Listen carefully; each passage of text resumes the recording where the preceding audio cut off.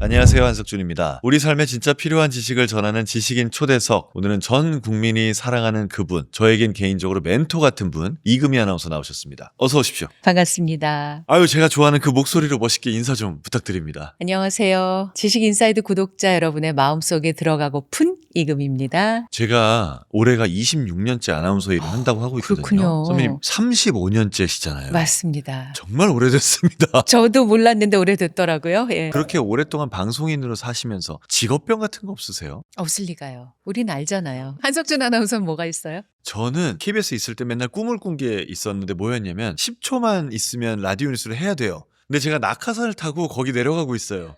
그래서 10초 동안 내려가서 앉으면 할 수 있는데 낙하산이 안 내려가는 거예요. 뭐 그런 꿈 꾼 기억납니다. 아나운서들은 다 그런 꿈을 꾸고요. 100% 있고요. 아나운서끼리 모이면 늘 시계를 보잖아요. 그게 직업병인 것 같아요. 그러니까요. 시계 많이 보고. 정말. 다른 사람 말할 때 발음 틀린 것들 귀에 안 들어오세요? 저는 일할 때 아니고서는 잘 안 들어와요. 아, 그러세요? 저는 그게 다 들어옵니다. 물론 말은 하진 않지만 그런 부분이 있습니다.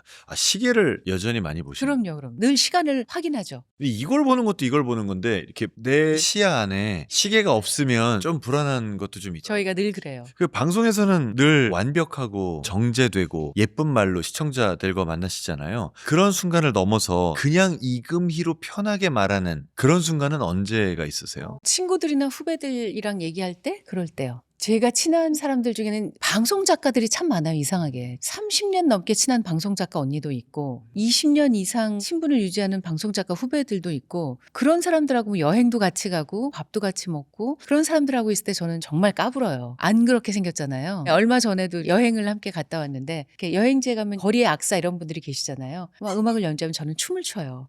네.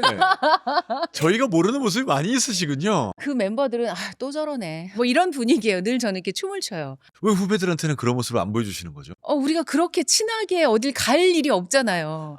그게 음악이 나오고 뭔가 이렇게 여행지고 이래야지 나오는 건데 그런 데가 별로 없으니까. 제가 뭐라도 좀 연주를 좀 해보겠습니다. 자, 한국 사람들이 이 말 없으면 말 못한다 하는 거가 세 개가 있습니다. 아니, 근데, 진짜 이런 말들이거든요. 아니, 근데, 진짜라는 말이 이렇게까지 입에 붙어있는 이유가 뭘까요? 말하고 싶어서 남의 말 자르려고? 끼어들려고 그런 거겠죠. 이 말 없으면 안 되나요? 아마 안 될 거예요. 그렇게 하시는 분들은. 근데 생각해보면 제가 남의 얘기를 듣기 시작한 건 그게 남는 장사라서예요. 누굴 만났을 때 말을 많이 하고 온 날은 되게 허탈합니다. 뒤돌아서 집에 올 때 내가 오늘 뭐 했지 싶은데 얘기를 많이 듣고 온 날은 남는 게 많아요. 저는 친구들을 만나서도 늘 말을 많이 들으려고 하는 게 예를 들면 제가 아침 프로그램 할 때 저는 결혼을 해본 적이 없으니까 결혼 생활이 어떤지 잘 모르잖아요. 그럼 친구들이 저의 교재가 되는 거예요. 그래서 친구들이 뭐 시어머니 얘기하고 남편 얘기하고 애들 얘기할 때 그걸 다 들어야 제가 일할 때 도움이 돼요. 그렇게 남의 얘기를 듣는 건 저에게 늘 도움이 돼요. 나중에 라디오 할 때 이 멘트 써야지 이런 거 많아요.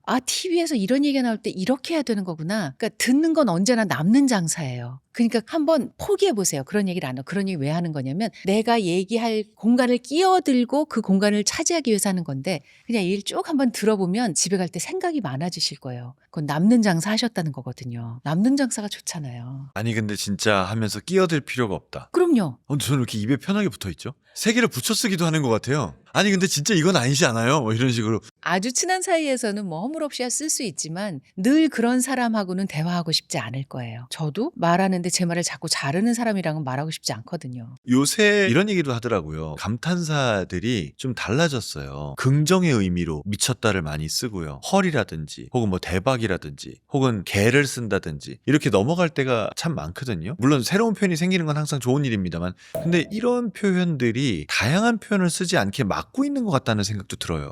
두 가지로 좀 분리해서 생각해 보면요. 헐 대박이 말씀하신 그대로 너무나 많은 단어들을 없애버리고 있는 것 같아요. 아름답다, 좋다, 예쁘다, 환상적이다, 오래 기억에 남을 것 같아가 그냥 다 사라지고 헐. 그러니까 우리 단어가 정말 빈약해지는 거죠. 그러니까 단어가 빈약해진다는 건 자기 세계가 빈약해진다는 뜻이기도 하거든요. 그래서 스스로 우리가 빈약한 쪽으로 자꾸 가게 되는 건 아닌가. 말씀하신 대로 개라는 접두어를 붙어서 그냥 고생이 아니라 개고생, 미쳤다를 좋은 의미로 쓰고 이건 실은 젊은 사람들이 많이 그렇게 쓰는데 왜 그렇게 쓸까를 가만히 보면 마음을 숨기고 싶어서 그러는 것 같아요. 마음을 숨긴다고요? 좋은데 좋다고 말하면 왠지 좀 쑥스럽기도 하고 좋아 하는 내 마음을 숨기고 싶을 때 미쳤다. 이렇게 그냥 말해버린 거예요. 속은 좋은데 미쳤네. 너무 좋다를 그냥 그대로 드러내기가 쑥스러운 거예요. 그럴 때 그냥 거꾸로 나쁠 때 쓰던 단어를 좋을 때 써버리고 개자를 붙임으로써 내 감정을 한번 감춰버리는 거죠. 네. 저는 그래서 그게 그냥 젊은이들의 마음일 거라고 생각해요. 내 마음을 감추려고 그런다. 비슷한 의미에서 그 단어가 빈약해지는 거를 생각한 게 요새 왜 힘들고 우울하면 짜증난다고 하지 않습니까? 근데 그 짜증난다는 표현이 너무 많은 걸 커버하는 거예요. 화난다, 슬프다, 밉다, 승질난다 이런 게 다 포함돼 버리니까 안타깝다는 생각이 들었거든요. 그러면 이렇게 헐, 대박, 미쳤다, 짜증난다 이런 말을 쓰지 않고 좀 더 다양한 표현을 한번 써보려면, 그래서 정말 내 말로 그걸 늘리려면 어떻게 하는 게 좋은가요? 일단 나랑 가까운 사람, 나랑 뜻을 같이 하는 사람들부터 그렇게 말하지 않기로 해보는 것도 필요한 것 같아요. 그러니까 뭐냐면 다이어트 할 때 그냥 마음만 먹은 채로 다이어트를 하면 실패할 확률이 높은데, 주변에 나 다이어트 중이야? 다이어트 하고 있어? 다이어트 해? 라고 말해놓으면 내가 이걸 먹을 때 너 다이어트 한다면서 이렇게 되잖아요. 그러니까 주변에 알리고 같이 그렇게 써보는 게 필요할 것 같아요. 같이. 그럼 함께 노력을 하게. 그렇죠. 그러니까 이렇게 정확한 표현들을 써버릇하는 게 좋은데 저도 그렇지 않다고 느낄 때가 있어요. 제 스스로가. 그래서 저는 되게라는 말을 되게 많이 쓰는데 이 되게 때문에 제가 다양한 표현을 써보지 못하는 것 같은 느낌이 들 때가 있는 거죠. 그건 한석준 아나운서가 아나운서 출신이기 때문일 거예요. 아마 의식하지 못하시는 분들이 대부분일 거예요. 그런가요? 저희 나이쯤 되면 저도 이제 50이 넘었으니까 어느 자리에 갔을 때 제가 제일 형일 때도 많고 혹은 형이라고 말도 못할 정도로 나이 차이 많이 나는 어른일 때도 많고 그렇거든요.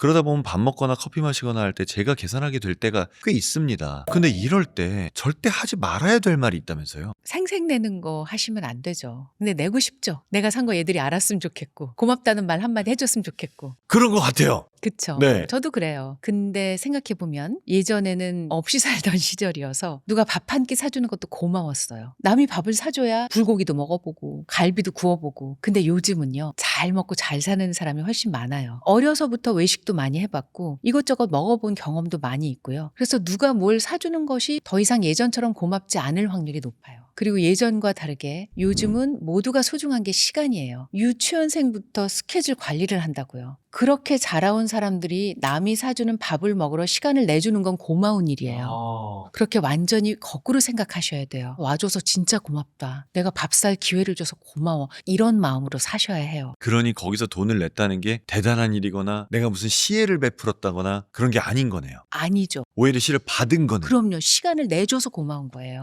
이 말에 또 충격받는 사람들 꽤 있겠는데요. 근데 그게 사실이에요. 그러면 이제 억울한 사람도 있겠네요. 야, 내가 밥도 샀는데 고맙다는 말 한마디 못 듣냐 이렇게 억울한 사람도 있겠네요. 경우가 있는 사람들은 고맙다고 하죠. 하지만 그걸 바라지 마세요. 바라지 말아라. 해주면 고마운 거고 아니어도 괜찮다. 이런 마음이 스스로 편하실 거예요. 바랄 게 아니기 때문에 여기 내가 밥 샀어 이런 말도 할 필요가 없는 거네요. 네, 그런 말 하면 후배들이 네 선배님이 사셨죠. 근데 뭐요? 이럴 거예요 아마 속으로. 그래요? 저는 아주 오래전에 선배님께서 저한테 밥 사주신 것도 기억하는데요. 어디였냐면 저기였어요. 국민일보 건물. 네네, 어딘지 알아요. 그건 한석준 아나운서 세대까지만이에요. 이것도 세대가 달라진 거군요. 그 세대 넘어서서는 안 그래요. 알겠습니다. 계산대 앞에서도 절대로 내가 밥 산다 이런 공치사 하지 말아라. 그럼요. 그런 마음이면 아예 밥을 사지 마세요. 돈 쓰고 마음 상할 수 있거든요. 그 표현에 대한 얘기를 좀 더 하고 싶은데 요즘 많이 나오는 얘기가 20대들은 표현이 너무 직설적이다. 싫으면 싫다. 하기 싫다. 이런 말도 너무 아무렇지도 않게 한다라고 얘기하지만 제가 처음 신입사원 때 저도 그 얘기를 들었던 것 같거든요. 이게 세대 간의 되물림인 것 같기도 하고 요즘 세대가 말하는 표현, 방식 이런 거에서 선배님께서 보시기에 인상적이었던 건 뭐가 있었습니까? 요즘 세대 중에 이제 여성들을 제가 주변에서 접할 일이 많은데 이렇게 말끝을 흐리는 경우가 많아요. 자신이 없는 거예요. 어떤 자신이 없냐면 어른과 대화할 자신이 없는 거예요. 제가 이걸 언제 느꼈냐면 제가 학생들하고 티타임을 했는데 1,500명 중에 딱 한 명이 30분 얘기하고 일어나면서 저한테 이러는 거예요. 어른하고 이렇게 얘기할 수 있을 줄 몰랐어요. 감사합니다. 이러고 갔어요. 처음이구나. 제가 깜짝 놀랐어요. 이 친구 얼마나 불편했을까. 이 친구는 어른과는 대화가 안 된다고 생각했구나. 내가 좀 더 섬세하게 얘기를 받아줬어야 했는데 그랬을까? 라고 생각했어요. 그런 젊은이들도 많다고요. 그렇군요. 그 친구만 저한테 표현을 했을 뿐이지 그 자리에 오기까지 제 후배들, 제 제자들도 많이 생각했을 것 같더라고요. 저 사람하고 얘기할 수 있을까? 내가 어른하고 대화할 수 있을까? 어른이 그만큼 무서워요, 요즘 젊은이들에게는. 그러면 그렇게 20대 학생하고 처음 얘기를 시작할 때 그 친구들의 마음을 편하게 해주기 위해서 아이스 브레이킹 차원에서 어떤 전략이 있으신가요? 있었습니다. 처음엔 잘 못하다가 나중에 이제 저도 터득하게 된 거였는데요. 만나기 사흘 전까지 저한테 이메일을 보내라고 해요. 무슨 이야기를 나누고 싶은지. 그래서 이메일을 쓰다 보면 자기 문제가 정리가 됩니다. 아, 네. 그래서 어떤 친구는 A4 용지 반장을 써서 보내기도 하고요. 어떤 학생은 A4 용지 11장까지 제가 받아봤어요. 11장이요? 네네. 10포인트로 11장. 논문이네요. 자기 자신에 대해서 다 썼어요. 와, 가족 관계, 가족과 있었던 일, 자기에 대한 보고서죠. 정말 고맙더라고요. 정성스럽네요. 네. 그렇게 천차만별이지만 아마 대부분은 쓰면서 자기가 무슨 문제를 갖고 있는지 자기 고민이 뭔지 스스로 깨달았을 거예요. 그러고 저를 만나러 오면 한결 낫죠. 그런 방법을 썼습니다. 그러고 오면 서로에 대해서 좀 더 잘 안다는 게 아이스 브레이킹이 되는 거군요. 저는 맨 처음에 그냥 이렇게 말했어요. 보내준 메일 잘 읽었어. 고마워. 힘들었겠다. 그치? 그러면 얘기를 시작하곤 했어요. 아니면 너네 집 정말 부럽더라. 와, 너네 식구들 진짜 야, 나도 그런 집에서 살아보고 싶어. 어쩜 이렇게 가족끼리 사이가 좋아? 제가 느낀 점을 얘기를 해요. 그러면 얘기가 슬슬 풀리더라고요. 전 정말 20년 전부터 그 생각 쭉 하고 있는데요. 그런 표정으로 그렇게 말씀하시면 누구라도 풀릴 것 같아요. 아, 정 솔직히 그렇지 않아요? 우리 지금 이금희 선배님 잡고 계시는 우리 카메라 감독님 그렇지 않아요? 정말 솔직히? 아, 부럽습니다. 제가 부러워했지만 끝내 가지지 못한 경지. 범수 형도 웬만큼 따라한다고 생각하고 영일이 형도 웬만큼 따라한다고 생각하는데 금희 누나의 이거는 끝내 못 따라했어. 이 방법을 가정에서 부모가 아이에게도 쓸 수 있을까요? 그럼요. 당연하죠. 어떻게 하면 되나요? 근데 진짜 죄송한데 아이가 나와 다른 사람이라는 걸 먼저 인정하셔야 해요. 그게 몇 살 때쯤 인정이 될까요? 저는 3살, 4살부터라고 생각해요. 예를 들면 3살, 4살에도 아이들은 자기가 입고 싶은 옷이 있어요. 아, 있더라고요. 예, 정말 3살, 4살인데 한겨울에 엘사 드레스를 입혀서 어린이집에 데려온 엄마가 있어요. 얼마나 말렸겠어요. 얼마나 얇아요, 엘사 드레스가. 울고불고 하니까 결국 엘사 드레스를 입혀서 한겨울에 어린이집을 데리고 온 거죠. 애들은 그때부터 자기 주장이 있어요. 그런데 정말 죄송하게도 자기 주장을 눌러버리잖아요. 제가 만났던 한 학생의 이야기를 들려드리면 이 학생은 정말 미인이었어요. 대학교 4학년 때 저를 만났는데 눈에 띄는 미인이었어요. 근데 저희 학교가 언덕 위에 있다고요. 언덕 위에 캠퍼스가 있고 그 캠퍼스의 건물이 2층, 3층, 4층, 5층 강의실을 가려면 계단을 뛰어 오르내려야 해요. 왜냐하면 엘리베이터 기다리면 지각이에요. 그렇죠. 그러니까 학생이든 선생이든 무조건 백팩 메고 간편화 신고 계단을 오르내려야 하는데 제가 22년 동안 수업하면서 처음 봤어요. 하이힐 신고 미니스커트 입고 요만한 백을 메고 책을 들고 등교한 학생 처음 봤어요. 가칭 미나라고 합시다. 제가 궁금했어요. 미나가 오늘 면접을 받나 보다. 아, 네. 근데 2주차에도 다른 분위기에 비슷한 옷, 3주차에도 하이힐, 4주차에도 미니스커트. 그래서 토요일에 티타임을 하면서 물어봤어요. 미나야, 이런 거 물어봐서 정말 미안한데 아니 토요일인데도 그렇게 입고 왔네. 우리 학교는 걸을 일이 많은데 불편하지 않아? 그랬더니 이 친구가 너무 그런 질문을 많이 받아서 아주 익숙한 표정으로 하는 얘기가 대학교 4학년인데 그 나이가 될 때까지 속옷 한 장을 자기가 사본 적이 없대요. 엄마가 샤워를 하고 나오면 속옷 이거 입고 겉옷 이거 입고 이 백 메고 오늘 수업 이거 있으니까 책 이거 가져가고 신발은 형 거 놨으니까 이거 신고 가 이러면 대학교 4학년이 될 때까지 이렇게 입고 오는 거예요. 그리고 심지어 이 학생이 숙대 무슨 과 4학년이었는데 유치원 다닐 때부터 너 이 다음에 커서 숙대 무슨 과 가야 돼? 숙대 무슨 과 가야 돼? 숙대 무슨 과 4학년이 되었어요. 엄마에게도 이야기가 있었는데 엄마가 고3 때 숙대 무슨 과에 붙었어요. 근데 외가가 너무 잘 살아서 정말 위로 외삼촌 셋, 오빠 셋이 다 유학을 갔어요. 그러니 대학 보내주는 게 뭐 어렵겠어요. 그런 집에서. 근데 외할아버지가 너무 옛날 분이라 여자가 대학을 가서 뭐하냐. 고등학교만 나오면 됐다고 안 보내준 거예요. 이 엄마는 한이 맺혀서 내가 결혼해서 딸을 낳으면 숙대 무슨 과를 보내야지. 그래서 미나를 그렇게 키웠어요. 미나는요. 정말 그렇게 예쁜 얼굴에 표정이 없었어요. 저는 사람의 진심은 표정에 있다고 생각해요. 사람의 입술은 거짓을 말할 수 있는데 표정은 거짓으로 지을 수가 없어요. 오랫동안. 그러니까 그 사람의 표정이 항상 진실이고 진심이에요. 미나는 그 아름다운 얼굴로 단 한 번도 웃지 않았고 무표정했어요. 미나가 딱 한 번 웃었을 때가 있었는데 그해 11월에 제 수업을 듣지 않는데 쉬는 시간에 복도로 저를 찾아왔어요. 나갔더니 어쩐 일이야? 제가 취업했어요. 어머 축하해. 졸업도 하기 전에. 그래 어디로? 집에서 4시간 반 거리요. 이 얘기하면서 딱 한 번 웃었어요. 그러니까 미나는 엄마의 마리오네트로 살았고 그래서 한 번도 행복하지 않았는데 드디어 엄마를 떠날 수 있게 된 거예요. 그렇게 금지옥엽으로 키우면 애들은 떠나고 싶어요. 왜냐하면 3살 때부터 자기가 입고 싶은 옷이 있는 거거든요. 자기 나름대로 살고 싶어요. 그게 부모가 볼 때는 정말 별로고 저러면 안 되는데 싶어도 그게 자기 인생이거든요. 그걸 인정해 주셔야 돼요. 3살부터. 아, 슬프네요. 슬퍼도 어쩔 수가 없어요.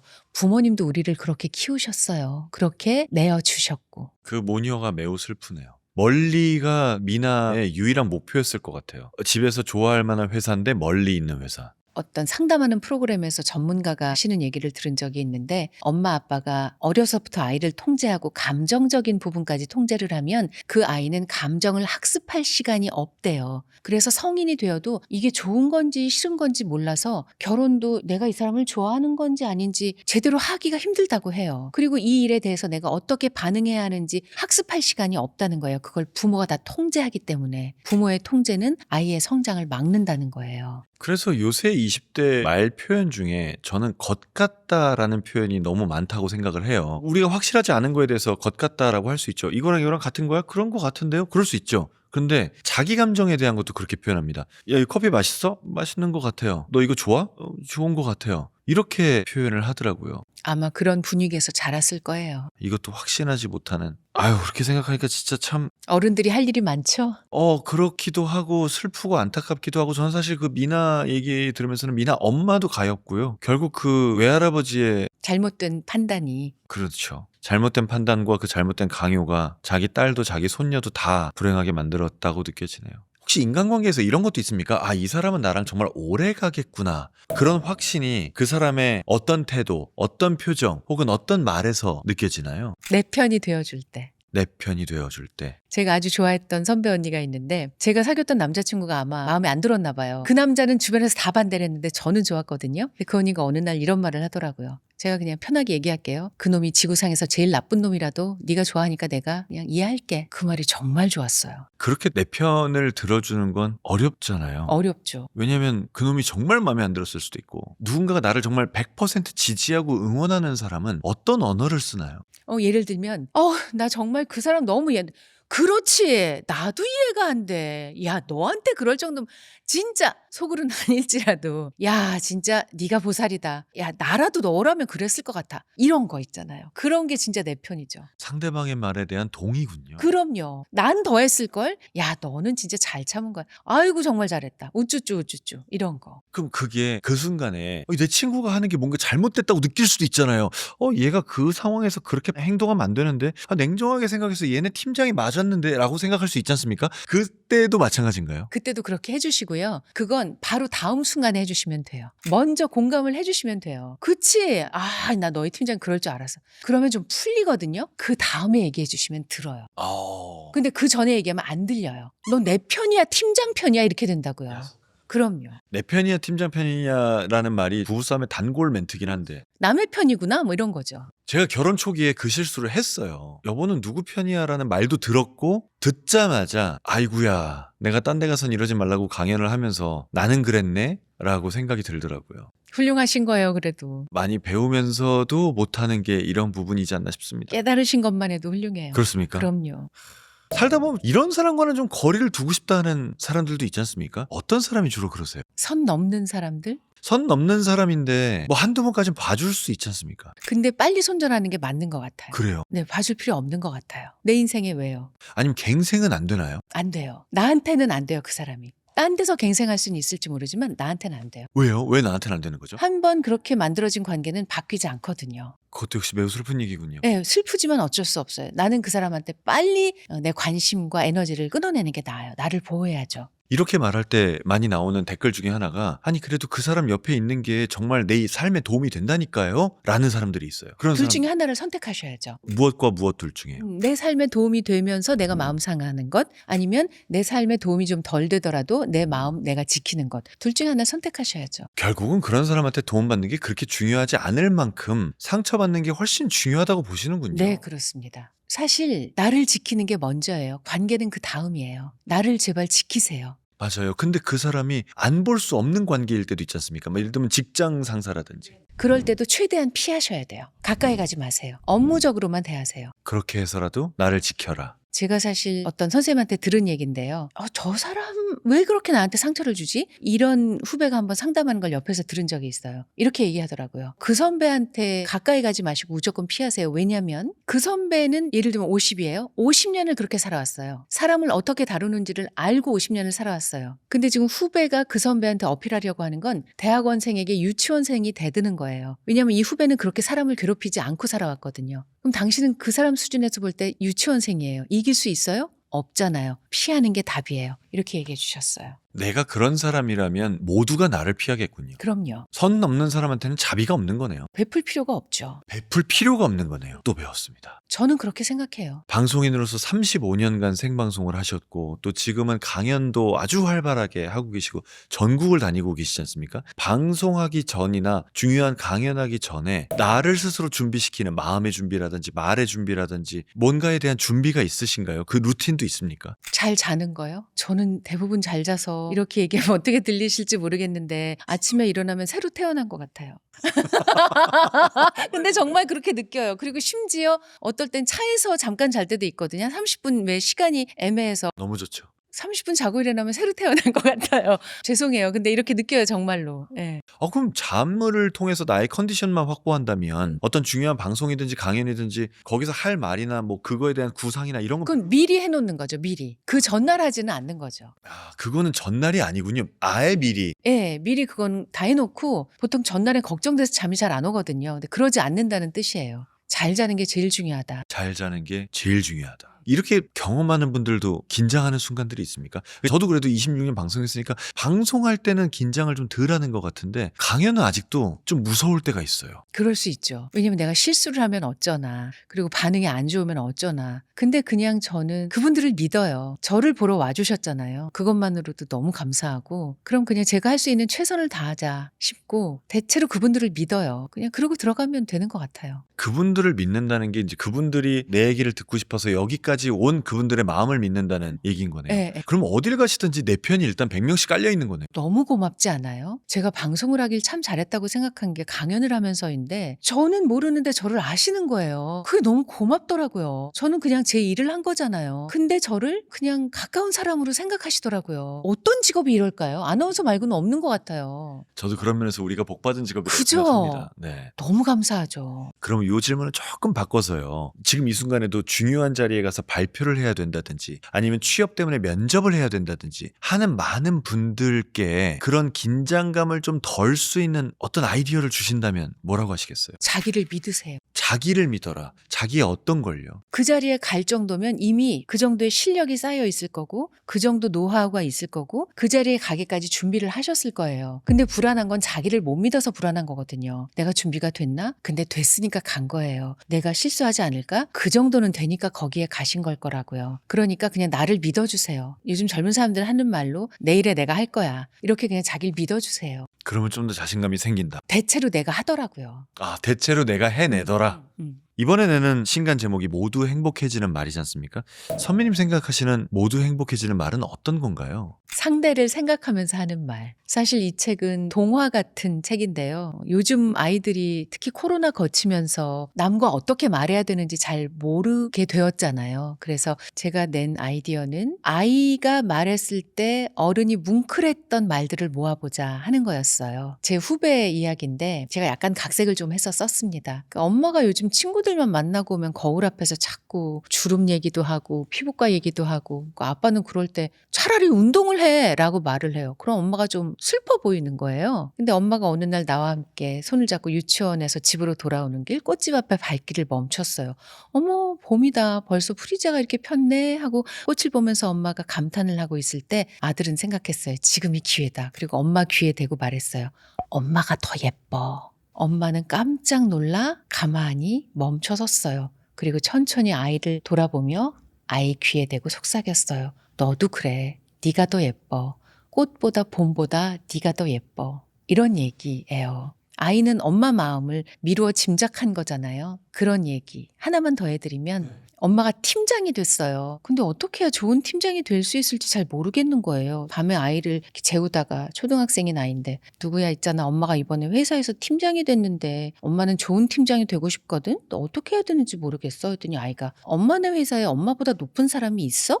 그럼 있지 많아. 본부장님도 계시고 부사장님 사장님 많아 했더니 그럼 엄마는 그냥 엄마 팀 사람들이랑 재밌게 잘 지내기만 하면 돼. 어려운 일이 생기면 높은 사람들이 다 해줄 거야. 나도 학교에서 회장인데 그냥 우리 반 애들하고 잘 놀기만 하면 돼. 어려운 일은 선생님이 다 해주시거든. 엄마가 그 말을 듣고 너무 마음이 편해졌대요. 이런 얘기들을 한 30편 엮어서 썼습니다. 너무 좋은 얘기들이네요. 그런 얘기들은 어디서 모으세요? 주변에 많아요. 그리고 저희 라디오 청취자들도 보내주시고요. 누가 읽었으면 좋겠어요? 아이도 읽었으면 좋겠고 어른도 제가 주변에 몇몇 어른들한테 좀 책을 엮기 전에 한번 읽혔는데 다들 울어요. 그래서 언니 왜 울어? 그러면 모르겠어. 그냥 애들이 하는 말이 눈물이 나네. 그럼 예를 들면 이런 거예요. 엄마가 아들이랑 길을 가다가 헬스클럽 간판 그 사진을 본 거예요. 막 몸이 멋진 남자들이 막 나와 있잖아요. 아우 야 멋지다. 야 니네 아빠도 운동해서 좀 저런 몸이 되면 얼마나 좋아 했더니 아들이 딱 멈추더니 엄마 꽃게를 좋아하잖아? 근데 꽃게가 겉보기에 좋아서 샀는데 쪄보니까 속이 텅텅 비었어. 그럼 좋겠어? 아빠는 속이 꽉 찬 꽃게 같은 사람이야. 아빠가 훨씬 낫지? 라고 말을 하더라는 거예요. 진짜. 애들은 기가 막히죠? 그런 얘기들을 썼습니다. 정말 이런 말들이 모두 행복해지는 말이군요. 이번 책을 통해서 더 많은 사람들이 행복한 말이 뭔지 배우고 그 말을 더 많이 하면서 지냈으면 좋겠다는 생각이 듭니다. 그렇게 오랜 세월 동안 정말 탑 중에 탑 아나운서로 계속 머물고 계시는데 입사 초반엔 촌스럽다는 말을 들으셨다면서요. 맞습니다. 저는 이 얘기를 들을 때마다 놀랍습니다. 아니 근데 사실 그건 저의 정체성이기도 해서 지금도 저는 제가 촌스러운 축에 속한다고 생각하고 있고요. 그 덕분에 6시 내 고향 초대 MC가 될 수 있었어요. 초대 MC요? 네. 그때 만들어진 거였습니까? 1991년 5월에 만들어졌고 어떤 사람을 MC로 기용할까 하다가 앞으로 10년 내로는 저렇게 촌스러운 아나운서가 들어올 리가 없다 싶어서 저를 낙점하셨다고 하더라고요. 그때 담당 PD가? 네, 국장님께서. 국장님이? 네. 그럼 이거 한번 여쭤보고 싶은데 입사할 때 하고 싶었던 프로그램 따로 있었을 거 아니에요? 그런 것도 별로 없었고 제가 뭘 잘할 수 있을지를 몰랐어요. 그래서 입사했을 때 선배들이 늘 물어보잖아요. 뭘 하고 싶니? 그럼 저는 지금은 없어진 개념이기도 한데 저는 콜사인을 제일 잘하는 아나운서가 되고 싶어요 라고 말했어요. 와, 지금은 안 하죠. 지금은 안 하는데 예전엔 라디오 방송을 할 때 지금 시각은 12시 정각입니다. KBS. 이게 콜사인이에요. 이런 거를 제일 잘하는 아나운서가 되고 싶다고 말씀을 드렸어요. 정말 어떤 기본의 기본을 얘기를 하셨던 거네요. 그냥 어린 마음에도 그걸 잘하고 싶었어요. 그럼 그렇게 해서 6시 내 고향의 MC로 낙점이 돼서 프로그램이 처음 생겼는데 이 시청자들의 반응이나 이런 건 어땠나요? 사실 기억이 안 나시겠지만 그 시간이 어린이 방송 시간이었습니다. 오, 맞아요. 예전엔 그랬어요. 그런데 성인 시청자를 위한 프로그램이 처음 생겨서 이게 될까 했는데 그때 분위기는 지방자치제가 처음 생길 때여서 아주 분위기가 좋았어요. 시류를 잘 탔죠. 그랬군요. 지방자치제가 실행되면서 각 지방에서 자기들이 원하는 얘기를 더 많이 하고 싶고 이런 부분이 있었겠군요. 그래서 6시 내 고향이 자리 잡게 된 것 같아요. 정말 잘 됐네요. 네, 어떻게 보면. 운이 좋았어요. 제가 돌아보면 저에게 제일 좋았던 건 운이 좋았던 거? 항상 운이 좋았어요. 항상. 네. 그럼 그렇게 해서 시작한 6시 내 고향을 몇 년이나 하신 거죠? 3년 정도 하고 제가 빨리 그만두고 싶었어요. 안 그러면 퇴사할 때까지 6시 내 고향만 할 것 같아서 네. 제가 다른 걸 해보고 싶어서 다른 걸 하게 해주세요 하고 그만뒀고 여러분이 기억하실 만한 프로그램은 TV는 사랑을 싣고 이후에 사랑의 리퀘스트 그리고 아침마당일 것 같아요. 아침마당이 어마어마했죠. 그때는 지금보다 시청률이 훨씬 높았을 것 같아요. 엄청났죠. 그 아침마당만 해도 20년이 넘게 18년 보름 했어요. 20년이 채 안 되는군요. 근데 느낌은 진짜 한 30년 한 것 같아서 정말 많은 에피소드가 있으시죠? 그렇죠. 기억에 남는 방송사고도 엄청 많았을 것 같고. 생방송 중에 출연자가 돌아간 적이 있어서 생방송 중에요? 네네. 그래서 한 30분이 빈 시간으로 나갈 뻔 하다가 앞선 출연자를 다시 모시고 이야기를 30분 더 했던 적도 있고요. 왜 가셨나요? 그분께서는 약간의 오해를 하셨어요. 그날 특집 보도가 나가는 경우가 있잖아요. 아침이니까 생방송이고. 그래서 10분 정도 늦게 방송이 진행이 되었는데 앞선 출연자는 40분 그리고 당신은 20분만 출연하는 줄 알고 마음이 상해서 가셨어요.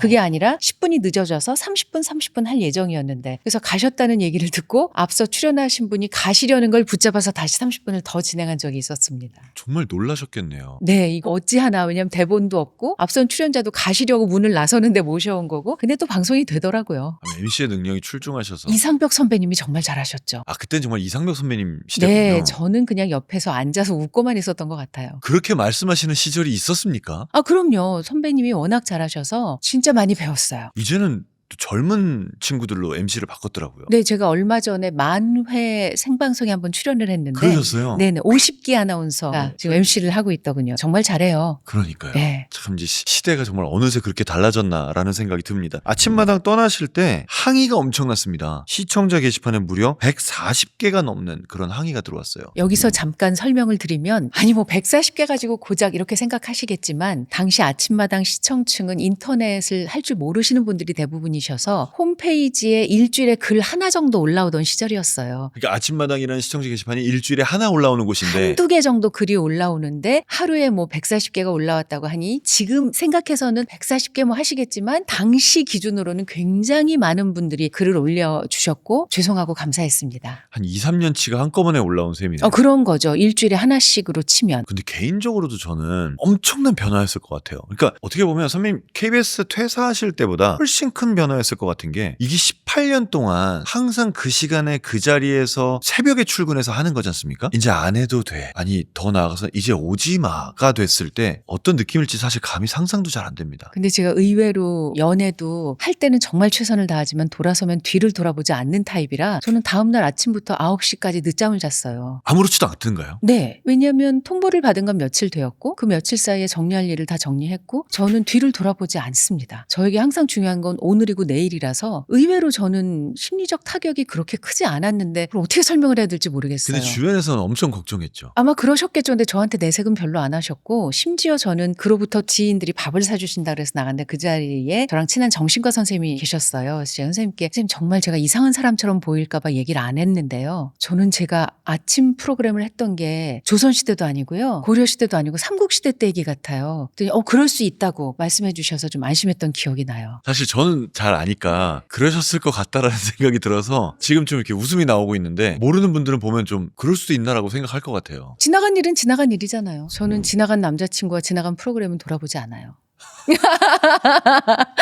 지난번 책에서 저는 많이 배웠는데 그 중에 하나가 들어준다라는 거에 대한 또 다른 경험이었어요. 저는 대한민국에서 경청 1등이 이금이라고 생각하는데 그럼에도 불구하고 어떤 학생에게 27분 30초 동안 그 친구가 말하게 하고 나는 정말 조금 말했는데 그분이 고마워했다라는 그 챕터의 얘기를 보면서 경청의 힘을 나는 안다고 생각하는데 또 다른 이런 경지가 있구나라는 거를 그 책과 함께 생각을 했었거든요. 그러면 말을 잘 하려면 말을 하지 말아야 된다라고 강조를 하셨단 말이에요. 이거에 대한 의미를 좀 더 자세하게 설명해 주시겠습니까? 그러니까 이제 교육 쪽에 보면 그런 문구가 있더라고요. 엄마가 입을 열면 아이가 입을 닫는다. 엄마가 귀를 열면 아이가 입을 연다. 그리고 또 이런 실험도 있었는데요. 엄마가 잔소리를 시작하는 순간 아이는 뇌가 멈춘다. 실제 그런 실험을 물론 표본수는 좀 적지만 그런 발표가 난 적이 있었어요. 특히 내가 윗사람이고 선배고 부모고 상사일 때 내가 입을 열면 상대는 입을 닫을 수밖에 없습니다. 근데 우리가 만나는 건 내 말을 하기 위해서이기도 하지만 상대의 말을 듣기 위해서이기도 하잖아요. 그렇다면 무조건 들어줘야죠. 경청이란 그런 것 같습니다. 그런 얘기를 제가 어디 가서 얘기를 하면 반대로 돌아오는 반응 중에 어떤 얘기가 있냐면 그럼 나는 언제 말해요? 그렇죠. 언제 말해야 되냐면 이야기 자리에서 한 번만 말하시면 돼요. 제가 이건 MBTI로 보면 I 성향인 분들에게 늘 권해드리는 방법인데 I 성향인 분들 중에도 말을 잘하고 싶거나 인상적인 말을 남기고 싶은 분들이 많을 거예요. 절대로 많이 생각하지 마시고 그 모임에서 한마디만 하시면 돼요. 근데 그 한마디를 결정적으로 하시면 돼요. 그걸 준비해 가시면 돼요. 그러면 1시간, 2시간 그 자리가 파한 후에도 사람들이 그 말만 기억합니다. 그러면 되는 거예요. 말을 많이 한다고 기억에 남지 않아요. 인상적인 한마디를 하십시오. 그럼 돼요.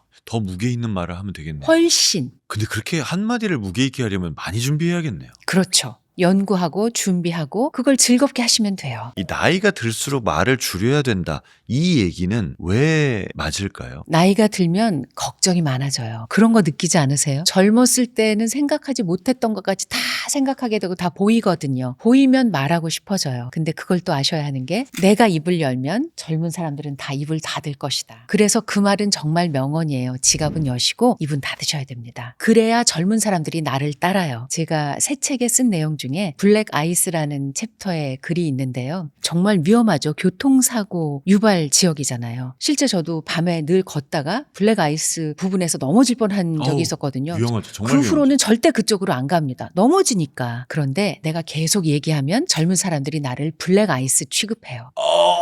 피해가고 싶다고요. 오고 싶지 않다고요. 이거 너무나. 블랙 아이스라는 말 너무 무서운데요? 약간 그 길거리에 있는 개똥 취급받는 느낌이에요. 랑은 좀 다르죠. A가 아니라 다쳐. 이 정도니까 더 위험하죠. 더 위험한 거네요, 네. 오히려. 그럼 이렇게 내가 어른이에요. 아니면 어떤 그룹에서 내가 제일 연장자고 좀 리더예요. 그런데 그때 말을 하지 않고 한마디를 묵직하게 해야겠다. 한 번 정도 잘 말해야겠다 싶을 때 준비할 만한 말에 어떤 예시가 있습니까? 그런 거 없고요. 잘 들으시면 돼요. 3시간 동안 젊은 사람들이 무슨 얘기하는지 잘 들으시고 메모를 하셨다가 그 말을 언급하시면 됩니다. 다시 말하면 미리 준비한다는 뜻은 내가 오늘 너희들에게 뭐 기가 막힌 교훈을 줄 거야 이런 건데 이런 것도 별로 안 좋다는 얘기예요. 의미가 없습니다. 그러면 준비가 할 말을 준비한다기보단 입을 닫고 말을 듣겠어 라고 마음의 준비를 하는 거네요. 그리고 얼마나 재밌습니까? 요즘 젊은 사람들은 이렇게 생각하는구나. 요즘 젊은 사람들은 이렇게 노는구나. 얼마나 재밌습니까? 참 어떤 때는 이런 것도 있어요. 나이가 들면서 생기는 거이기도 한데 아무래도 나이가 들었으니까 그동안에 경험이 많이 쌓였잖아요. 그러다 보니 어떤 후배가 지금 현재 뭘 하고 있는 것 중에 저건 하면 안 될 텐데 라는 게 보일 때가 있습니다. 근데 또 배운 건 있어가지고 말하면 안 된다는 건 알겠어요. 근데 내가 말을 안 함으로써 그 후배가 만약에 손해를 본다면 그러면 또 잘못하는 거 아닌가 하는 그런 죄책감도 있는 거예요. 이럴 때 어떻게 해야 되나요? 그건 그의 몫이에요. 내가 죄책감 가질 거 없나요? 그럼요. 잘못되게 내버려둬요? 한석준 아나운서도 저도 그런 경험을 하면서 성장했을 겁니다. 그랬네요. 후배도 겪으면서 성장해 나갈 거예요. 단 말을 해주고 싶으면 한 번 말을 걸어보면 알아요. 이 친구가 말을 해주길 원하는지. 그런 친구들도 있거든요. 네. 아니면 듣고 싶어 하지 않는지 한 번 말을 걸어보면 알아요. 그때 들려주세요 하면 얘기해도 됩니다. 탁 쳐내는 반응이 오면 절대 말하시면 안 돼요. 뭘 해주시면 되냐면 그 후배가 그걸 겪고 힘들어할 때 밥 사주시면 돼요.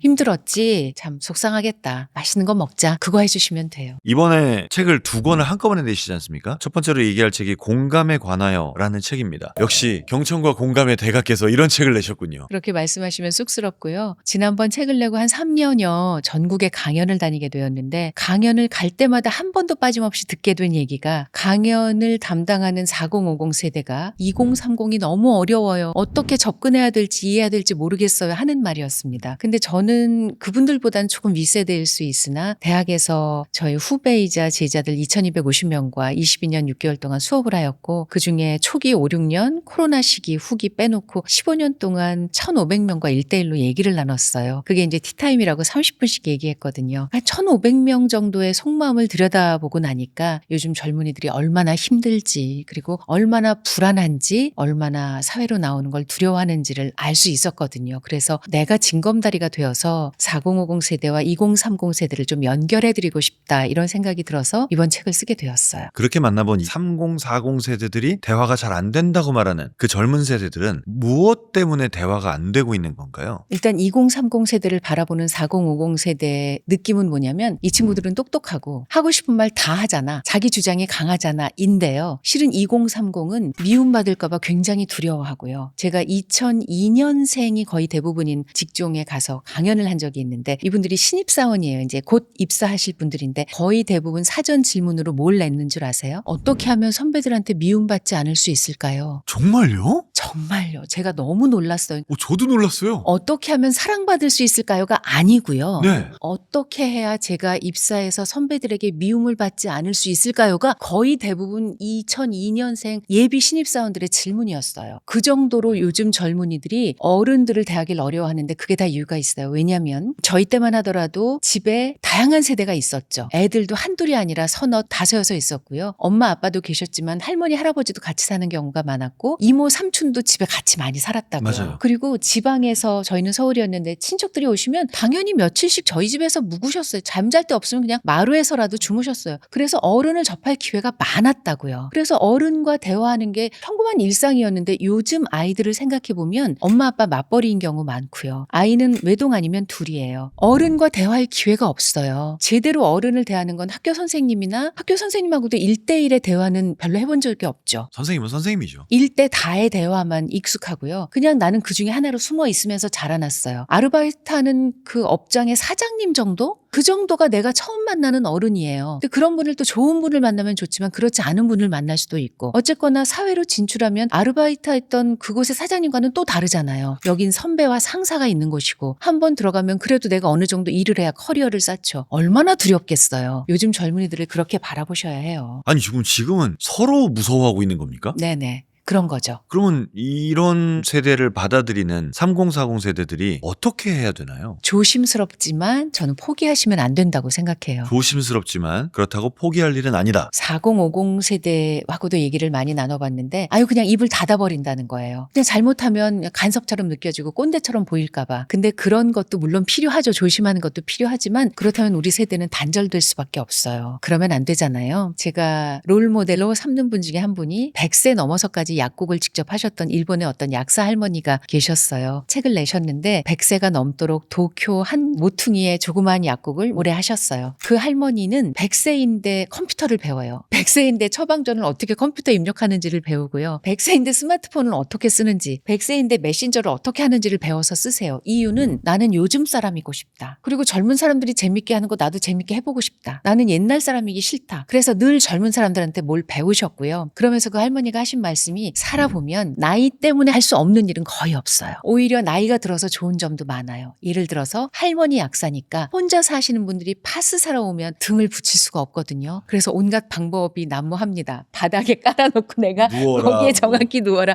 등에 뭐 이런 거 있는데요. 할머니니까 집에 가서 붙여줄 사람 없죠? 일로 와요. 내가 붙여줄게요. 이런 걸 하실 수가 있는 거예요. 이렇게 나이가 장벽이 아니고요. 사실 마음이 장벽일 수 있는 거예요. 나이가 장벽이 아니고 마음이 장벽이다. 누군가와 소통이 안 될 거라고 지레짐작하고 겁먹는 그 마음이 장벽인 거네요. 오늘 또 많이 깨달아 갑니다. 가족에게 말하는 거를 또 어려워하는 사람들이 있습니다. 특히 이제 저는 제가 이걸 많이 얘기하기도 하는데 가족에게 그냥 두 가지 말이라도 많이 얘기를 해라. 고마워, 미안해. 맞아요. 그거라도 좀 잘해라. 근데 가족에게 그 말하는 거를 세상에서 제일 어려워하는 사람들이 있어요. 가족에게 고맙다는 말을 뭐하러 하냐. 우리 가족들은 다 내가 고마워하는지 알아? 이렇게 얘기하는 거예요. 솔직히 모르잖아요. 알지도 모르겠지만 그래도 듣고 싶은 게 가족의 마음이잖아요. 가족에게 말하는 걸 어려워하는 사람들한테는 어떤 식으로 조언을 주십니까? 지금 한석준 아나운서가 말씀하신 게 정답이에요. 저도 잘 몰랐는데 제가 아침 프로그램을 18년 보름 동안 하면서 제일 많이 만난 분들이 가족이에요. 그리고 제일 많이 들은 이야기가 가족에 관한 조언이었어요. 그 전문가들이 하시는 말씀이 바로 그거예요. 그 두 단어만 자주 하셔도 가족관계가 나빠지지 않는데 가족에게 그런 말을 못 하시는 분들은 어떤 분들이냐면 대체로 나와 가족을 동일시하세요. 나와 가족을 동일시. 내가 고맙다고 느끼면 가족도 고맙다고 느끼겠지. 말 안 해도 알겠지. 내가 싫으면 가족도 싫겠지라고 동일시하기 때문인데 절대 아니에요. 가족과 나는 동일시돼서는 안 되고 가족과 나는 남입니다. 그러니까 그런 분들은 밖에서 남한테는 잘하세요. 왜냐면 그래서 성공한 분들이 많거든요. 그리고 그러면서 나를 돌보지 않으신 거예요. 동시에 가족을 돌보지 않으셨고 그랬을 확률이 높아요. 근데 밖에서 쓰시는 에너지의 절반만이라도 집에서 쓰셔야 해요. 이제는 어느 정도 밖에서 성공을 거두셨다면 그 밖의 사람들은 나의 끝까지 지켜줄 사람, 나를 지켜줄 사람들이 아닌 경우가 많아요. 그건 가족일 경우가 많죠. 그래서 그 에너지를 이제 절반은 집으로 가지고 오셔야 돼요. 고맙다 미안하다는 말을 안 하고 살면 문제가 될까요? 언젠가 될 거예요. 어떻게 될까요? 예를 들면 내가 사랑하는 아이들이 커서 그런 아이들이 될 거예요. 고맙다 미안하다는 말을 안 하는 아이들. 그건 너무 끔찍한데요. 내가 아이들한테 그 말을 못 들을 거예요. 내가 안 했기 때문에.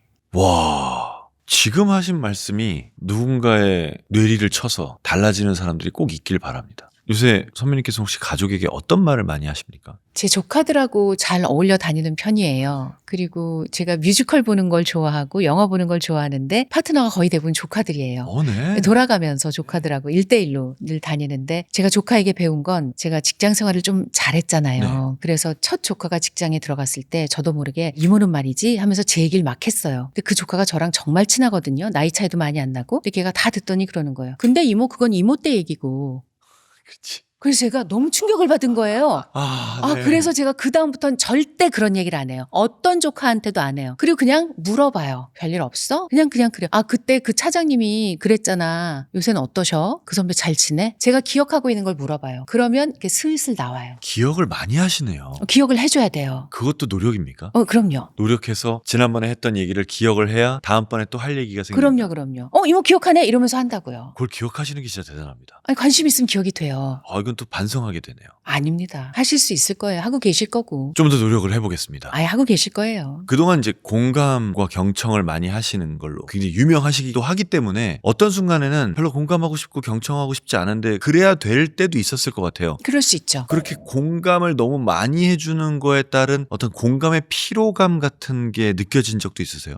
그렇기보다는 저는 직업적으로 그 역할을 해야 하는 자리에 앉아있을 때가 많았고 그럴 때 속으로 생각해요. 이분 참 안 됐다. 내가 이렇게 느낄 정도면 주변에 있는 분들은 정말 이분하고 소통하기 어려울 텐데 얼마나 외로워지실까 이분이. 그런 생각이 들어서 안쓰러워요. 그런 생각을 해요. 그냥 속으로. 그것도 진짜 무서운 말이네요. 그러니까 소통을 똑바로 못하고 대화하는 데 익숙하지 않으면 그 능력이 부족하면 나이가 들수록 블랙아이스 취급할 테니까 내가 외로워지는군요. 저는 살아가는 게 마일리지를 쌓아가는 일이라고 생각을 해요. 이게 긍정 마일리지도 있고 부정 마일리지도 있거든요. 근데 마일리지는 우리가 평소에는 안 쓰다가 어디 외국 나갈 때 무슨 일이 있을 때 모아서 쓰잖아요. 그런 것처럼 평소에는 마일리지 쌓은 게 별로 그게 뭐 이렇게 여겨지지만 무슨 일이 생길 때는 그게 힘을 발휘해요. 예를 들어서 저 사람 저럴 줄 알았어. 이건 부정 마일리지가 많이 쌓인 경우고요. 그 사람이 그럴 리가 없어. 내가 그 사람 아는데 잘못한 거야. 이건 긍정 마일리지가 많이 쌓인 경우예요. 부정 마일리지가 많이 쌓이면 사람들이 곁에 가지 않습니다. 그러면 아침마당을 통해서 사실 거기 나오는 출연자분들에게도 엄청난 위로를 전하셨고 그 출연자분들과의 대화를 통해서 방송을 보고 있는 시청자분들에게도 많은 위로를 하신 거지 않습니까? 본인이 위로받아야 될 때는 어떻게 하세요? 저는 실은 그러면서 제가 위로를 받고 있다고 생각하고요. 라디오 프로그램 요즘도 제가 진행하고 있어요. 사랑하기 좋은 날 이금입니다. 매일매일 청취자들이 보내주시는 위로와 격려가 이루 말할 수 없을 정도죠. 내가 뭐라고 이런 생각이 들 만큼 언니 기다리고 있었어요 라든가 저도 모르는 저의 감기 기운을 청취자가 아시는 거예요. 언니 오늘 목소리가 조금 이상해요. 그런가? 감기 기운을 제가 뒤늦게 느끼고 이렇게 챙겨주는 사이가 가족 말고 또 있을까. 매일매일 그런 걸 느끼기 때문에 넘치도록 받고 있다고 생각합니다. 참 여러 방송을 하시면서 정말로 많이 사람들에게 위로를 전하고 또 사람들과 만나고 시청자하고 얘기하고 쭉 하셨는데 이렇게 방송을 하는 동안에 매너리즘에 빠진다든지 혹은 오늘은 너무 하기 싫다라든지 그런 일은 없었나요? 안 믿으시겠지만 저는 일이 정말 좋아서 정말 이렇게 얘기하면 저 뭐 저런 사람이 다 있어 하실 수도 있는데 저는 이 일이 너무 좋고 지금도 좋고 여전히 좋을 것 같아요. 그래서 일을 하기 싫어 이런 적은 단 한 번도 없고 매너리즘에 빠진 적은 있었겠죠. 근데 신기하게 그럴 때마다 저에게 죽비를 때리는 분들이 나타나세요. 네. 인간극장을 할 때 제가 새벽 4시 반 5시쯤 일어났거든요. 근데 겨울에 그 시간에 일어나서 샤워하고 나오려면 진짜 싫어요. 그리고 저희 집이 주택이어서 주차장까지 오면 머리 막 얼고 이런다고요. 안 말리고 나오면. 근데 막 추워 막 이러고 나왔는데 인간극장 더빙을 하는데 새벽 1시 반에 일어나서 국도에서 로드킬 당하는 동물들의 사체를 치우시는 환경미화원 이야기를 다룰 때 어머 내가 지금 무슨 불평불만을 하고 있는 거야. 나보다 더 어리신 저분은 저렇게 고생을 하고 계시는데 이런 분들을 늘 만났어요. 신기하게. 그래서 제 인생의 죽비가 되어주신 그분들 덕분에 그걸 잘 넘길 수 있었던 것 같아요. 근데 참 이것도 사람마다 생각하기 나름입니다. 그러니까 어떤 어려운 상황이나 혹은 내가 지금 옳다고 생각하는 무엇에 반대가 되는 뭘 만났을 때 어떤 사람들은 그냥 저건 저 사람 나는 나 이렇게 구분지어 생각하는 사람들이 있는 반면에 또 어떤 사람들은 이렇게 다른 사람들의 경험이나 삶을 보면서 거기서 내 삶을 돌아보고 교훈을 얻고 그렇거든요. 제가 만났던 프로그램들이 저를 그렇게 키웠던 것 같고요. 제가 인간극장 10 10주년인가를 맞이해서 이렇게 글 모음집을 낸 적이 있는데 그때 저한테 글을 쓰라고 해서 이렇게 썼는데 제 안에 일부분은 여러분이시고 아마도 여러분 안에 일부분에 제가 들어가 있을 수도 있습니다. 그러니까 우리는 같이 살아가고 서로가 서로의 일부가 되는 사이지 결코 우린 따로 떨어져서 살 수가 없다고 생각해요. 그 말 너무 멋있는 말이네요. 그렇게 느꼈어요, 실제로. 이번 책에 아주 딱 꽂히는 목차가 있습니다. 목차 제목이 50대가 진짜인데. 제가 지금 50 초반이잖아요. 50대가 진짠가요? 진짜입니다. 뭐가 그렇게 좋은가요? 포기할 건 포기하고 알 건 알고 너그러워져요. 나에 대해서도 상대에 대해서도 훨씬 너그러워집니다. 그게 정말 편해요. 그러다 보니까 모든 게 좋아요. 제가 41살 때 딱 10살 많은 선배랑 밥을 먹게 되었어요. 여자 선배였는데 저랑 다른 분야에서 일하시는 분인데 제가 약간의 도움을 드렸는데 밥을 사주신 거예요. 그 선배가 저한테 이런 거 물어봐도 돼요? 올해 몇 살이에요? 그래서 저 41살입니다 선배님 했더니 어머 나보다 딱 10살 아래네. 진짜 좋을 때다. 지금부터 10년이 진짜 좋을 거예요. 그러시는데 갑자기 그런가? 그래서 그다음부터 40대가 좋다고 하셨어. 40대 10년이 좋대. 그러고 지났는데 거짓말처럼 제가 51살 때 그 선배랑 또 밥을 먹게 돼서 같은 식당에서 근데 그 선배가 저한테 이러시는 거예요. 이런 거 물어봐도 돼요? 미안한데 올해 몇 살이에요? 제가 너무 웃겨서 선배님 저 올해 51살이고요. 선배님이 저보다 10살 많으시고요. 10년 전에도 똑같이 물어보셨더니 막 웃으시는 거예요. 그러면서 그때 저한테 해주셨던 말씀이 40대가 좋을 거예요. 앞으로 10년이 좋을 거예요. 근데 정말 좋았어요. 선배님 감사해요. 그랬더니 막 웃으시더니 어머 어떡하지? 50대가 진짜인데? 그러시는 거예요. 그래서 제가 아니 50대가 진짜예요 선배님. 그럼요. 난 50대가 진짜 좋았어요. 하면서 그 선배님도 딱 10살 많은 여성 소설가 선배한테 똑같은 얘기를 시기별로 들으셨대요. 근데 50대가 지나고 보니 50대가 진짜라는 거여서 와 진짜인가 그랬는데 진짜로 좋아요. 그래요. 40대 때보다 진짜로 더 좋아요? 훨씬 좋아요. 40대 때 너무 힘들었던 것 같아요. 좋았지만 힘들었어요. 50대는 좋은 일이 훨씬 많아요. 갑자기 막 궁금하고 기대되고 그러는데요. 무슨 좋은 일이 있을지 아주 기대가 됩니다. 기대하셔도 좋아요. 그럼 50대가 아직 한참 남은 20대들은 어떻게 해야 되나요? 50대가 좋을 거니까 지금부터 얼마나 그 좋은 시기를 향해 갈 길이 멀어요. 좋잖아요. 잘 쌓아가면 되는 네, 건가요? 그럼요. 아니 뭐가 그렇게 좋아요 50대가요? 솔직히 몸도 옛날 같지 않고 조금씩 아프기도 하고 체력도 좀 떨어지고 그렇지 않습니까? 그걸 알게 되는 것도 좋아요. 무리하지 않게 되잖아요. 정말 내 몸을 살살 달래가면서 잘 지낼 수 있고요. 할 수 있는 것과 할 수 없는 것을 구분할 수가 있게 돼요. 그리고 정말 모든 게 감사해요. 오늘 대화를 통해 많은 걸 배웠는데 저는 개인적으로 또 이금희 선배님 같은 분하고 얘기를 하고 있으면 말을 저런 식으로 저런 단어를 골라서 저런 표현을 하는 게 저게 말의 품격이 있는 건데 라는 생각을 하면서 늘 또 배우게 됩니다. 그렇게 생각해 주셔서 감사해요. 선배님들은 정말 어디를 가도 우리의 모범이 되어주시는구나라는 생각을 오늘 다시 한번 했습니다. 열심히 살겠습니다. 시간 내주셔서 감사합니다. 고맙습니다. 오늘 이 시간을 통해서 여러분들도 여러분 자신과 여러분의 주변 사람들과 모두가 행복해질 수 있는 그런 말들이 어디에 있을지에 대한 힌트를 얻으시고 지금 이 순간에 다가올 여러분의 시간이 조금이라도 더 행복해지시길 진심으로 바랍니다. 오늘도 끝까지 봐주셔서 고맙습니다.